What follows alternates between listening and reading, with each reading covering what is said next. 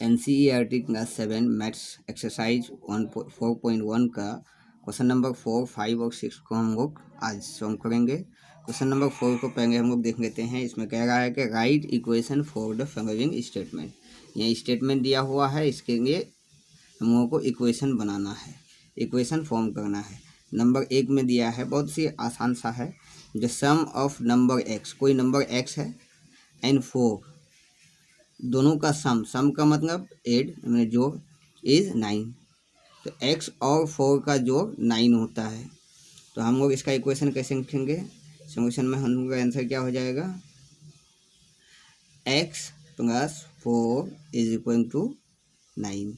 यह हम लोगों का आंसर हो गया। 2 नंबर में कहता है कि 2 subtracted from y is 8।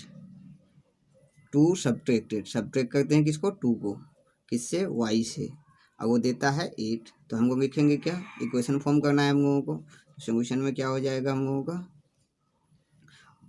Subtracted 2 को सब्ट्रैक्ट करना है y से, y minus 2 is equal two gives कितना देता है? 8। ये हो गया हम लोगों का आंसर। क्वेश्चन नंबर 3 में है कि 10 टाइम्स a इज 70। नहीं, a कोई नंबर है, इसका 10 टाइम्स का मतलब होता है, टाइम्स का मीन्स गुना, यानी 10 गुना। 10 टाइम मीन्स 10 गुना, ए का 10 गुना इज इक्वल टू 7। तो 10 इंटू ए इक्वल टू हम लोग का सोल्यूशन में हो जाएगा 10 into A equal to 70। 10 into A को हम लोग लिख सकते हैं 10a इक्वल टू 70। ये हो गया हम लोग का इक्वेशन आंसर।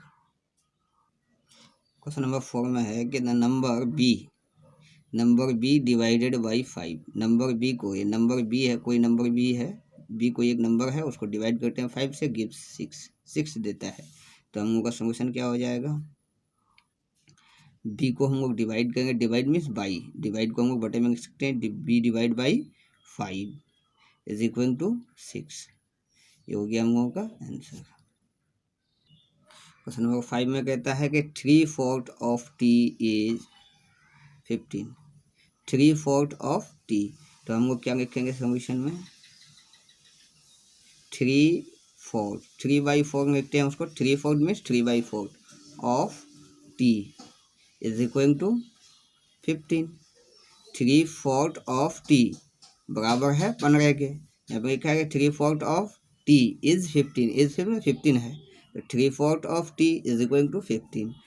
ऑफ मीन्स होता है गुना, तो टी के नीचे कुछ नहीं, तो 1, टी को 1 से ऊपर 1 से गुना करके 3t upon 4 is equal to 15।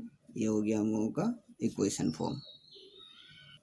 6 number में कह रहा है कि 7 टाइम्स एम का 7 टाइम मतलब 7 टाइम्स मीन्स होता है इंटू, गुना होता है, इसका मतलब 7 टाइम्स मीन्स 7 गुना एम का प्लस 7 गेट्स यू 77। तो हम लोगों का सोल्यूशन में क्या आ जाएगा? इसका हम लोग को इक्वेशन फॉर्म करना है, तो 7 टाइम्स मीन्स गुना होता है 7 into M plus 7 get you 77। कितना मिलता है? इक्वल टू हम लोग को आ जाएगा 77। इसी को हम लोग 7 इंटू एम को लिख सकते हैं 7m प्लस 7 इक्वल टू 77। ये आंसर हो जाएगा हम लोगों का।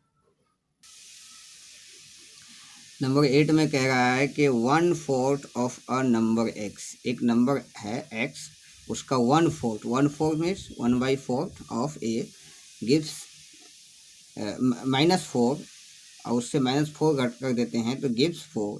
तो हम लोग इक्वेशन फॉर्म करना है। सॉल्यूशन में क्या आ जाएगा? हम लोगों को इक्वेशन फॉर्म कर लेते हैं 1/4 को हम लोग लिखते हैं 1/4 ऑफ लिख लेते हैं of a number x। Of किसका है? x। अब -4 इक्वल टू गिव्स कितना देता है हम लोगों को? 4 आता है, इक्वल टू 4 आता है मतलब। अब हम लोग इसी को लिख सकते हैं 1/4, यहाँ पे ऑफ मीन्स इंटू होता है, इसके नीचे कुछ नहीं, x को 1 से गुना करेंगे तो वही x होगा, और नीचे में 4 1 जा 4, x/4 -4 इज इक्वल टू 4। ये हो गया हम लोगों का इक्वेशन। नंबर 8 में इसमें कहता है कि इफ़ यू टेक आउट 6, अगर टेक आउट कर लेते हैं, टेक आउट मतलब निकाल लेते हैं, माइनस कर देते हैं 6 from 6 times y। 6 times y मतलब 6 गुना, y का 6 गुना से अगर हम लोग 6 घटा देते हैं, यू गेट 60। तो सॉल्यूशन में हम लोग इक्वेशन बना लेते हैं। इक्वेशन कैसा फॉर्म होगा? तो तो हम लोग को किसको किससे घटाना है, 6 को घटाना है, टेक आउट करना है 6 को, किससे, from 6 times Y, 6 times Y मतलब 6 इंटू वाई। तो हम लोगों को 6 इंटू वाई से टेक आउट करना है, तो मतलब माइनस करना है, टेक आउट में निकाल लेना, तो निकालने का मतलब माइनस करना है 6 इक्वल टू हो जाएगा कितना, यू गेट 60, तो हम लोगों को मिलता है 60। ये इक्वेशन फॉर्म हो चुका, हम लोग इसको लिख सकते हैं 6 इंटू वाई को 6 वाई इंटू बीच में छिपा हुआ रहता है -6 इक्वल टू 60। ये हो गया हम लोगों का इक्वेशन फॉर्म। क्वेश्चन नंबर 9 है, इसमें कह रहा है कि इफ़ यू एड 3, अगर हम लोग 3 ऐड करते हैं टू 1/3 ऑफ जेड, जेड के 1/3 में अगर हम लोग 3 ऐड करते हैं तो यू गेट 30। तो सॉल्यूशन में हम लोग इसको इक्वेशन बनाना है। इफ़ यू एड 3 जोड़ते हैं, किस में जोड़ते हैं, टू 1/3 हम लोग पहले लिखते हैं 1/3 ऑफ जेड, उसमें हम लोग प्लस कर देते हैं 3, तो यू गेट 30, हम लोगों को मिलता है कितना, 30। ये इक्वेशन बन गया हम लोगों का। अब हम लोग इसको इसी को बराबर लिख सकते हैं, ये गुना में है, गुना करेंगे जेड को 1 से, तो जेड 1 जा जेड ही होगा, और नीचे में 3, Z/3 plus 3 is equal to 30। ये क्वेश्चन नंबर 4 को। तो क्वेश्चन नंबर 5 की तरफ हम लोग आते हैं। इसमें कहता है कि right the following equation in statement form. अब इसको हम लोग को स्टेटमेंट में लिखना है। इक्वेशन दिया हुआ है, हम लोग को स्टेटमेंट लिखना है। पहले वाला में था स्टेटमेंट दिया हुआ था, इक्वेशन लिखना था। तो यहाँ पे हम लोग देख रहे हैं जो कुछ है वही, उसी को हम लोगों को स्टेटमेंट में लिखना है। जैसे P + 4 इज इक्वल टू 15, यानी P और 4 का सम 15 है। तो हम लोग लिख सकते हैं इसको क्या, सॉल्यूशन में, इसको स्टेटमेंट में लिखना है। तो sum of number P and 4 is 15, ये स्टेटमेंट हो गया। Sum of number P and 4 is 15। Question number 2 में है m-7 इज इक्वल टू 3। तो हम लोगों को इसको स्टेटमेंट में लिखना है। तो हम लोग कैसे लिखेंगे, m डिफरेंस हम लोग लिख सकते हैं, -7 मतलब डिफरेंस, तो हम लोग लिख सकते हैं difference of m and 7 is 3। Number 3 में है 2m इक्वल टू 7, मतलब m का 2 गुना 7 के बराबर है। तो 2 गुना को हम लोग क्या लिख सकते हैं, स्टेटमेंट में लिखते हैं तो टाइम्स लिखते हैं। तो 2 times m is 7, 2 times m is 7, ये हम लोगों का स्टेटमेंट बन गया। तो 4 नंबर में है कि m/5 इक्वल टू 3, बाई का मतलब डिवाइड होता है, तो m डिवाइडेड बाई 5 गेट 3। हम लोग इसको लिख सकते हैं सॉल्यूशन में, इसको स्टेटमेंट में हम लोग लिख सकते हैं m डिवाइडेड बाई 5 गिव्स 3, ये स्टेटमेंट हो गया हम लोग। या फिर हम लोग ऐसे लिख सकते थे, the number m divided by 5 gives 3। Question number 5 में है कि 3m/5 equal to 6। 3m is m का 3 गुना डिवाइडेड बाई 5, तो हम लोग इसको किससे लिख सकते हैं, m का 3 गुना, मतलब 3 टाइम्स m, है ना, 3 times of m divided by 5 gives 6, हमको 6 देता है। ये हम लोगों का स्टेटमेंट हो गया। 6 नंबर में है हम लोगों का कि 3p + 4 इक्वल टू 25। 3p मतलब p का 3 गुना, तो हम लोग लिखेंगे सॉल्यूशन में क्या, 3 टाइम्स 3 ऐसे लिख लेते, 3 टाइम्स p + 4 गिव्स 25। ये हम लोगों का स्टेटमेंट फॉर्म है। ये हम लोगों का 7 नंबर में 4p - 2 इक्वल टू 8। तो हम लोगों को इसका सॉल्यूशन लिखना है।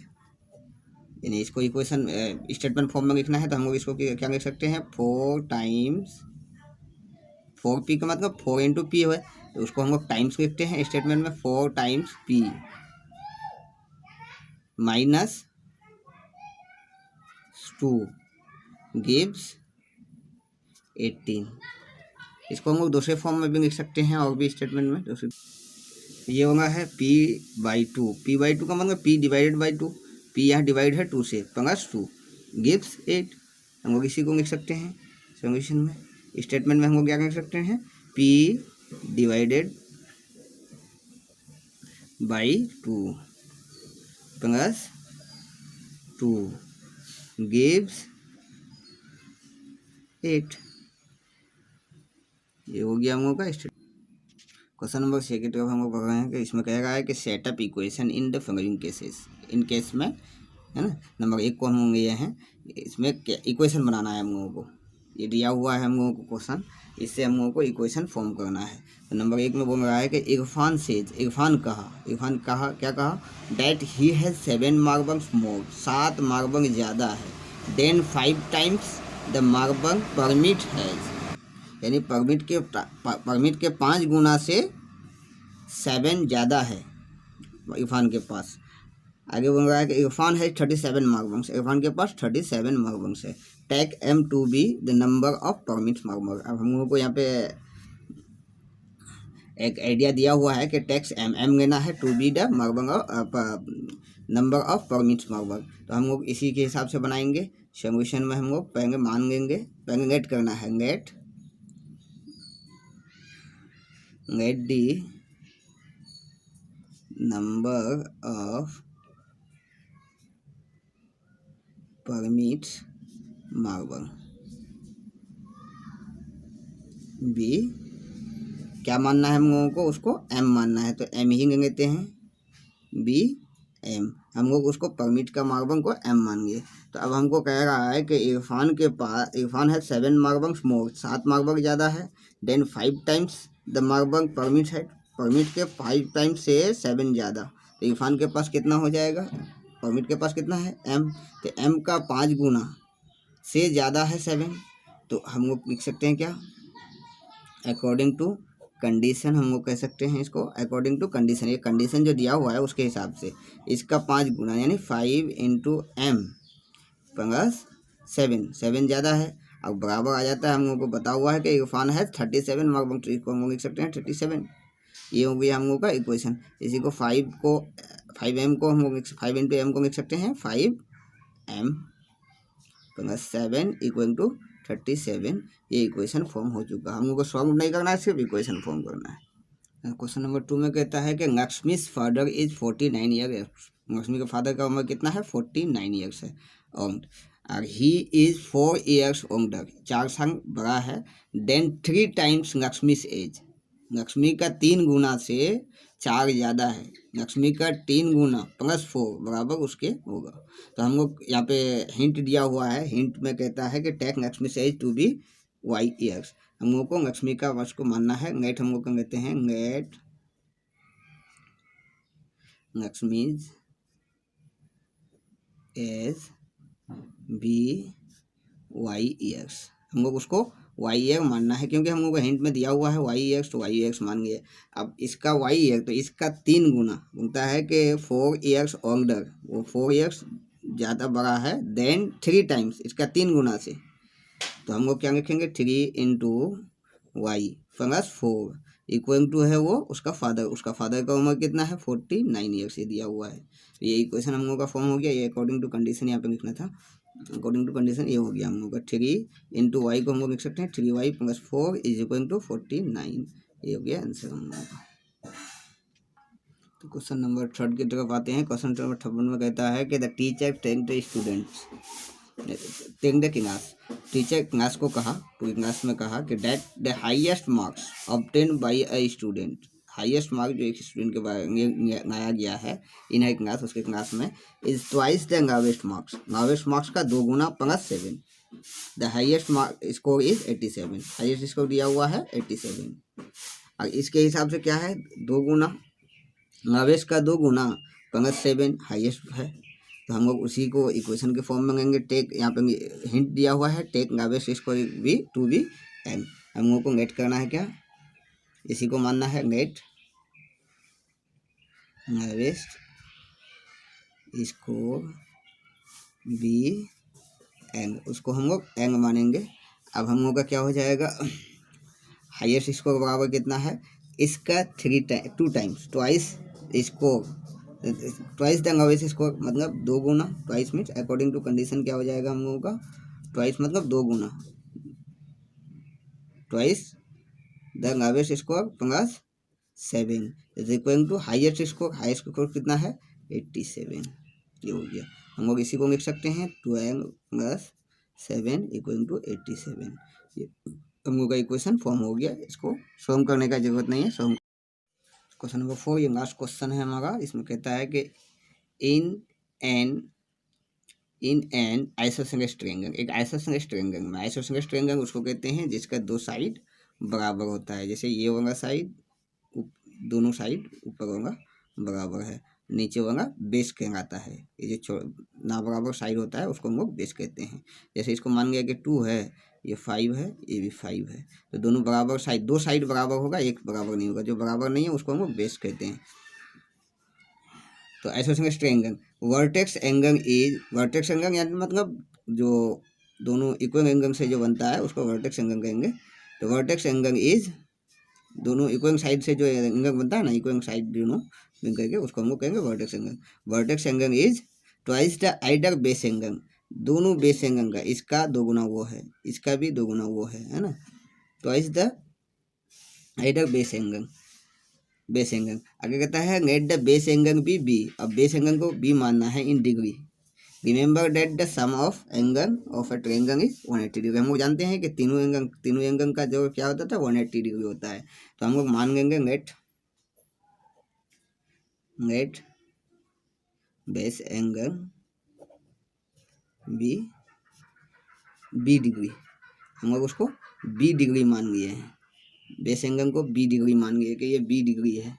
तो अब हम लोग को क्या करना है, ये वाला एंगल जो है वर्टेक्स एंगल क्या हो जाएगा हम लोगों का, वर्टेक्स एंगल क्या हो जाएगा हम लोगों का, वर्टेक्स एंगल कितना है, 2 गुना है, ट्वाइस है, twice the either base angle, base angle का 2 गुना है, मतलब 2 इंटू बी डिग्री बराबर हो जाएगा 2 बी डिग्री हो जाएगा, ये एंगल। तो अब हम लोगों को सम जानते हैं कि तीनों का सम कितना होता है 180 डिग्री। तो उसी तरह से हिसाब से अकॉर्डिंग टू कंडीशन हम लोग करेंगे। तो ये एंगल कितना हो गया 2b प्लस बेस एंगल कितना है A B plus B equal to 180 degree. 2 base angle है ना, ये वर्टेक्स एंगल, ये बेस एंगल, ये भी बेस एंगल, बेस एंगल 2 है हम लोगों का है ना, 2 साइड में 2 बेस एंगल है। तो तीनों का सम कितना होता है 180 डिग्री। तो ये इक्वेशन फॉर्म हो गया। अब हम लोग इसको सबको जोड़ सकते हैं, यहाँ 2b, बी और B, 2b 2b 4b equal to 180 degree answer हो गया। ये हम लोगों का इक्वेशन फॉर्म हो गया। अब इसको सॉल्व करने का जरूरत नहीं है, सॉल्व करने के नेक्स्ट एक्सरसाइज में है।